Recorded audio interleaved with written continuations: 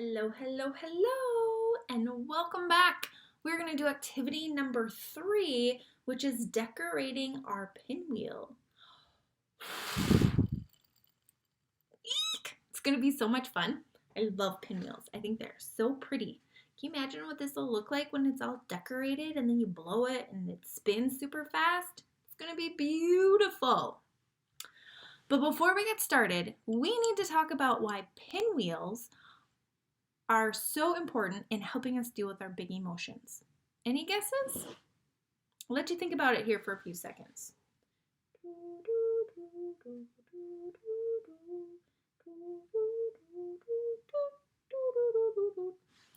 All right, time's up. If you guessed that by breathing to get the pinwheel going helps calm our big emotions, you are a winner, winner, chicken dinner. That's right. When we take deep breaths, it helps to calm our body down. So you might wonder why this is. So let me tell you a story. In our brain, we have something about the size of a bean. Okay, there's part of a brain that's about the size of our bean, and it's called the amygdala, and it sits right here inside of our head. And the number one job of the amygdala is to keep us all safe. Pretty cool, right? So, the amygdala was always activated during prehistoric times. So, picture this. You are a cave person, okay? And you don't have all the luxuries that you have now. You didn't have a house. You lived in a cave, right? You didn't have a lot of clothes, nice clothes to keep you warm. You wore skin hides. Kind of get the idea? You couldn't just go to the grocery store and get your food. You had to go hunting for it, or you had to go find berries and vegetables and things like that. So you had to find your own food. Well, it's kind of rough living, right? So the amygdala was always activated. Well, guess what else lived during prehistoric times? Big creatures like saber-toothed tigers. And guess what saber-toothed tigers like to eat? Yeah, anything. So didn't matter if you were a person, if a saber-toothed tiger saw you and it was hungry, you might be lunch. So, as a cave person, their brain was always scanning. And it was always searching for any potential threats. It was searching for saber-toothed tigers, or maybe there was like steep rocky cliffs that they shouldn't be climbing, or maybe there was quicksand. Who knows, right? But the brain was always scanning and searching and looking for potential threats, something bad that might happen. And that's what kept the cave person safe all those years. So imagine this. You're a cave person and you're going out. You're going to go find some berries for breakfast because you're hungry. And all of a sudden, your brain scans and it sees that there's a saber-toothed tiger way off in the distance. Well, you want to know what the amygdala does? The amygdala flips a switch in your brain and it says, "Hello! We have an emergency! Emergency! There's a saber-toothed tiger over there. You need to get ready to do 3 things. One of 3 things. You're either going to run super fast to get away from that saber-toothed tiger. If you decide you're not going to run, you got to get ready to fight that saber-toothed tiger. Or your third option, you're going to freeze and play dead." So your body gets ready to either fight, flight, or run. That's what that means. Flight is to run, or you're going to freeze, okay? So those are the 3 things. So your body starts dumping all of these hormones to get your muscles ready to go, and it makes your heart beat really fast so the blood gets to all your extremities, like to your arms and your legs, so you can fight if you need to, or you can run really fast. You might get a tummy ache. You might have the poops, because guess what? Your body doesn't have time to digest your food because you got to be fast. It's like going to dump that stuff out. I know. Silly, right? And all those things happen to your body to get ready, which is pretty cool. And then once you've run super far, or you fought off the saber-toothed tiger, or you played dead long enough and the saber-toothed tiger didn't know you were there, guess what happens? Your heart rate slows down. Your breathing slows down. You're not all eek anymore, right? And that sends a message to your brain that the threat has passed. Like, you have beat the saber-toothed tiger. It is no longer a threat. All right, are you still with me? Give me a thumbs up. Okay. Well, guess what? We're not in prehistoric times anymore. And you are not a cave person. And we do not have saber-toothed tigers living in our backyard, right? At least I hope not. So, it's now 21st century. And the things that our brain is scanning for are we going to do good in school? What am I going to eat for breakfast? What's it going to be like when I go to the doctor? See, the threats are way, way, way different. The threats aren't saber-toothed tigers lurking nearby. Our threats are just different. But our mind doesn't know the difference. A threat is a threat. And so our brain goes, ooh, we have to go to the doctor tomorrow. I'm a little nervous. Flip the switch. Emergency, emergency. I'm so scared. And it gets us ready to run or to fight or to freeze. Okay? So guess what we have to do to calm our bodies down? We have to practice breathing.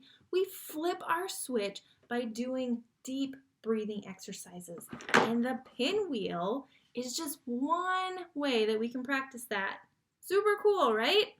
I know, I think it's really cool. So easy. So, we're gonna get our supplies out to make our pinwheels. In your box, you have paints. You have a paintbrush. You have a pinwheel. And if you'd like, you can even get out the glue and, I don't know where I set my glitter. I've got glitter somewhere. You can use your glitter, okay? But remember, you have to save some of your glitter for your mindfulness jar that we'll do the next. That'll be our next activity. So, I also grabbed a cup of water so I can dip my paintbrush in it in between paint colors. And I grabbed some paper towels. So go ahead and hit pause while you get your workspace set up, okay? All right, and I'll see you back here.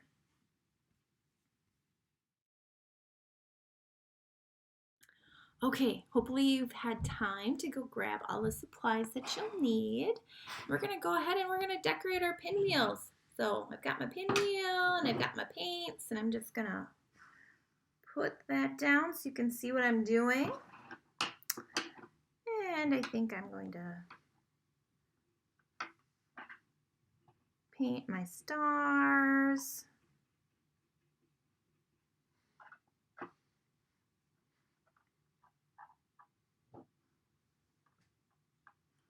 Remember, I like purple, so I'm going to use purple. Maybe I'll alternate and do purple and blue. How about you? What are you going to do? Let's see. Purple, blue, purple, blue, purple, blue. Perfect. So I'll do this one purple or blue too. So isn't that a crazy story about cavemen and saber-toothed tigers? I didn't really believe it at first either. I thought it was kind of crazy. But it's pretty amazing. That is what has kept humans from evolving, is that little amygdala in our brain, because it keeps us so safe. So that amygdala, big word, can you guys say it? Amygdala. Plays a very important part when we're stressed or worried. Keeps us safe. But like I said, we're not living in prehistoric times anymore. So when that amygdala thinks we have a threat, it's not usually, a threat that's going to kill us, right? But our brain doesn't know that, so it sends the message out, and our body still responds the same way. So much fun decorating. Now the question is, what color should I do the center? I might see if I can make some pink. So I'm going to take some white and some red and see if I can get a pink over here. Ooh, that's pretty. And I'll do that my center heart. So much fun. Aren't these craft projects fun? And I'm not going to add any glitter to mine, but you are more than welcome to. So here is my pinwheel. So pretty. So next we're going to learn how to use these and how we do our deep breathing, okay? So when we take a deep breath, we want our bottom part of our belly to move out first, and then we want our chest to rise. So one way I tell kids to do this is go ahead and put a hand on your belly and a hand on your chest. You're going to breathe in through your nose, okay? And you're going to try to push this hand out first. So we're going to breathe in, and you exhale through your mouth, like you're blowing out birthday candles. Here, I'm going to move to the side and show you. So move that camera down here. So you inhale, watch this hand move.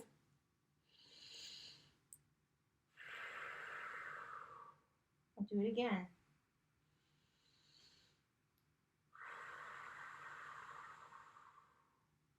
And that's what we're going to do with our pinwheels.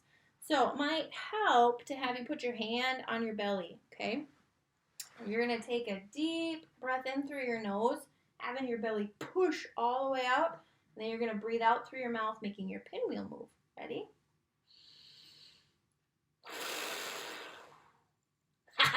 Isn't that awesome?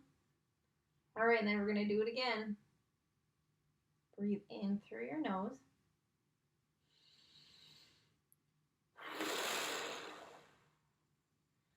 And then it's like you're blowing out birthday candles. Isn't that fun? Should we do it one more time? So you're breathing in for like 3 to 5 seconds, whatever feels comfortable. Making sure that your hand on your belly gets pushed out. Or if you don't want to use your hand, just pushing that belly out when you breathe. So let's go ahead and breathe in through our nose.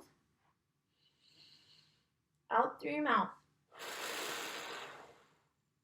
Yay!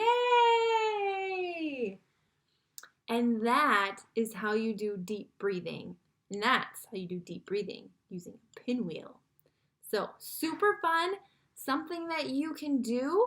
I would encourage you to practice this a couple times a day, maybe doing a set of like 5 breaths. Might help you calm down at night before you go to bed. So might be a fun idea to try it before bedtime. Just breathing in through your nose for 3 to 5 seconds and then blowing out through your lips like this. Like you're blowing out birthday candles. And that deep breathing flips your switch and it tells your brain and your body that everything's okay and that there isn't a threat, and so you don't need to be scared or worried anymore. So I hope you have lots of fun practicing this deep breathing exercise and have fun with your pinwheels. And again, you're part of a Facebook page or Facebook group, So you can log on there. I'd love to see a picture of your pinwheels, and I'd love to see you showing us what an awesome job you're doing with your deep breathing. So thanks so much for doing activity number 3 and decorating your pinwheels with me. And we'll be back for our last and final project, which is making our mindfulness bottles. Woohoo! So fun. All right, take care. Bye-bye.